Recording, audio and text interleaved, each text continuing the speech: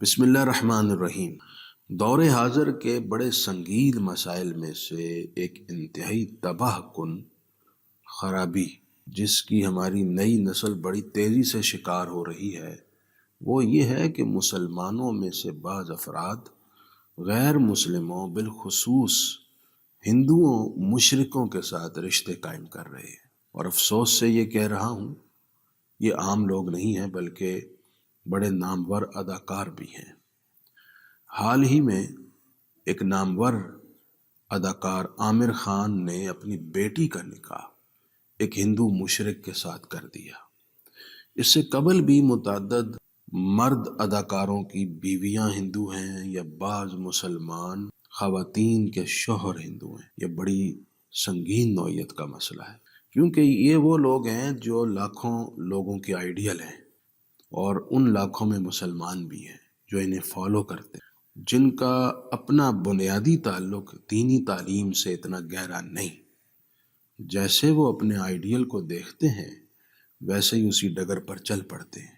یوں ایک بہت بڑی خرابی جنم لے رہی ہے، اور ایک بڑی تعداد ہے جو مشرکوں کے ساتھ نکاح جیسے رشتے قائم کر رہی ہے۔ سب سے پہلے بڑے واضح انداز میں آپ کو گزارش کروں گا، یہ بات یاد رکھیں، اسلام میں ہندو مشرک کے ساتھ نکاح حرام ہے۔ یہ نکاح ہوتا ہی نہیں۔ جب نکاح ہوتا ہی نہیں تو اس تعلق کو، اس ریلیشن شپ کو کیا نام دیا جانا چاہیے یہ آپ بہتر جانتے ہیں۔ پھر ان کی نسل اور اولاد کا کیا دینی سٹیٹس ہے، کیا سوشل سٹیٹس ہے دین کی نگاہ میں، یہ بھی آپ سمجھ جائیے۔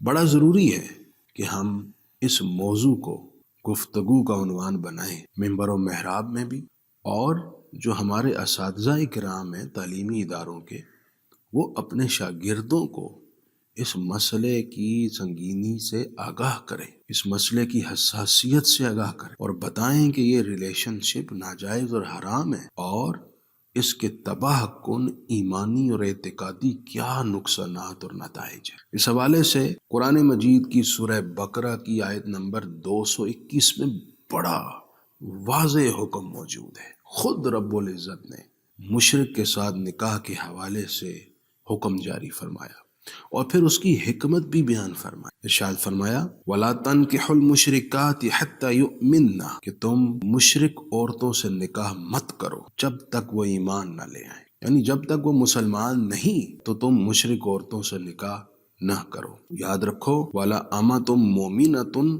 خَيْرٌ مِّن مُشْرِكَةٍ، کہ مسلمان باندی کنیز یہ مشرکہ عورت سے بہتر ہے کیونکہ وہ مسلمان ہے۔ وَلَوْ أَعْجَبَتْكُمْ، اور تمہیں مشرکہ عورت کتنی ہی پسند کیوں نہ ہو، اس کے جاہ و جلال کی سبب، اس عورت کے حسن و جمال کے سبب، اس کے حسب و نسب یا مال و دولت کی وجہ سے وہ عورت تمہیں کتنی ہی محبوب، مرغوب اور پسند کیوں نہ ہو، لیکن یاد رکھو اس سے بہتر مسلمان اگر کنیز ہی ہے وہ اس سے کہیں بہتر ہے، تو تم مشرکہ سے بالکل نکاح مت کرو۔ وَلَا تُنْكِحُوا الْمُشْرِكِينَ حَتَّى يُؤْمِنُوا، اور تم مسلمان عورتوں کو مشرک مردوں کے نکاح میں مت دو جب تک وہ مشرک مرد مسلمان نہ ہو جائیں۔ جب تک وہ مسلمان نہیں ہوتے تم نکاح نہیں کر سکتے، مسلمان ہو جائیں تو پھر مسلمان عورت کا ایسے مرد سے نکاح جائز ہوگا۔ وَلَعَبْدٌ مُؤْمِنٌ خَيْرٌ مِّن مُشْرِكٍ وَلَوْ أَعْجَبَكُمْ،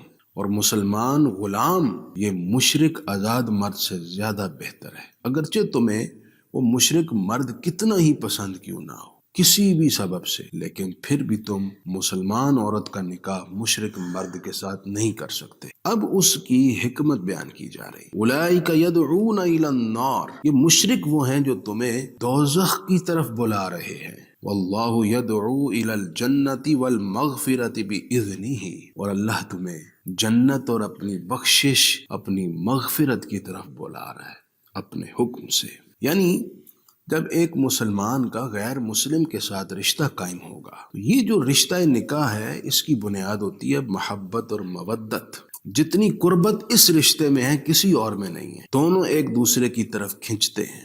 جب یہ محبت ایک دوسرے کی طرف کھینچتی ہے تو پھر مسلمان کے دل میں کفر اور شرک کی طرف میلان ہوگا، اس کے رفیق حیات کی وجہ سے۔ اگر کفر اور شرک کی طرف میلان نہ بھی ہو تو کم از کم کفر اور شرک کی جتنی نفرت ہونی چاہیے وہ نہیں رہے گی، کم ہو جائے گی۔ آپ دیکھیے جن اداکاروں نے مشرکوں کے ساتھ نکاح کیے ہیں، اگر بیوی ہے تو اس نے گھر میں چھوٹا سا مندر بنا لیا، شوہر ہے تو اس نے اپنا مندر بنا لیا۔ اب اس گھر کے اندر کیسا ماحول ہوگا؟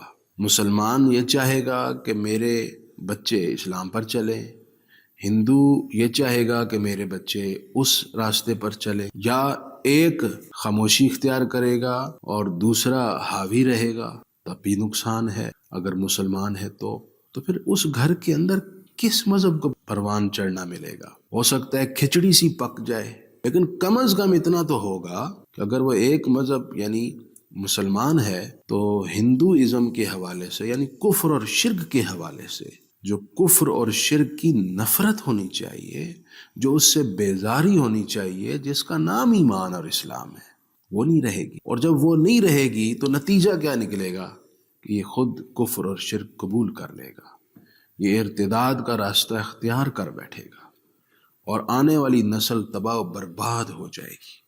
اور اگر یہ شخص نامور ہے تو کئی اس کو دیکھ کر یہ راستہ اختیار کر کے دین اسلام کے خلاف راستے پر چل پڑیں گے، تو خرابی ہی خرابی، بربادی ہی بربادی، دنیا کی آخرت کی بھی۔ اور پھر دیکھیے نا اللہ کیا فرما رہا ہے کہ یہ تمہیں دوزخ کی طرف بلا رہے ہیں، یعنی اس رشتے کا نتیجہ یہ نکلے گا کہ تم دوزخ کے راستے پر چلو گے اور اس میں جا گرو گے۔ اور اللہ تمہیں جو فرما رہا ہے کہ مسلمان تمہارے لیے بہتر ہے، یہ جنت کا راستہ ہے۔ اگر تم اللہ رسول کے حکم کے مطابق چلو گے تو بالآخر جنت تمہاری منزل ہوگی۔ اور آخر میں اللہ تعالیٰ نے بڑی شفقت کے ساتھ نصیحت فرمایا وَيُبَيِّنُ آيَاتِهِ لِلنَّاسِ لَعَلَّهُمْ يَتَذَكَّرُونَ کہ اللہ تعالیٰ اپنی آیات لوگوں کے سامنے بیان فرماتا ہے تاکہ لوگ اس سے نصیحت حاصل کریں۔ نبی اکرم رحمت عالم صلی اللہ علیہ وآلہ وسلم نے حضرت معاذ کو وصیت کرتے ہوئے فرمایا تھا کہ اے معاذ، شرک نہ کرنا، چاہے اس کے بدلے تمہیں قتل کر دیا جائے یا تمہیں آگ میں جلا دیا جائے، پھر بھی تم ایمان اور اسلام پر قائم رہنا اور شرک کا ارتکاب نہ کرنا۔ میں ان اداکاروں سے یا نئی نسل سے کہوں گا، اتنا واضح قرآنی فرمان ہے کہ تمہیں کتنا ہی پسند کیوں نہ ہو، پھر بھی تم مشرک مرد یا مشرک عورت سے نکاح نہ کرو، تو آپ کس طرف چل پڑے؟ مسلمان ہیں اور آپ فخر کیجئے اپنے مسلمان ہونے پر، اور اپنی خواہش کو دور پھینک دیجئے اور اللہ اور اس کے رسول کے حکم کو پرائرٹی دیجئے ہر حال میں۔ اللہ کریم فرماتا ہے یا ایھا الذین آمنوا ادخلوا فی السلم کافہ، کیا ایمان والو اسلام میں پورے پورے داخل ہو جاؤ، آپ اسلام پر قائم رہیں۔ اللہ رسول کے حکم کو بائی پاس کر کے اگر اس طرف آپ گئے، یہ زندگی تو ہے ہی چند روزہ، آخرت بھی برباد ہو جائے گی۔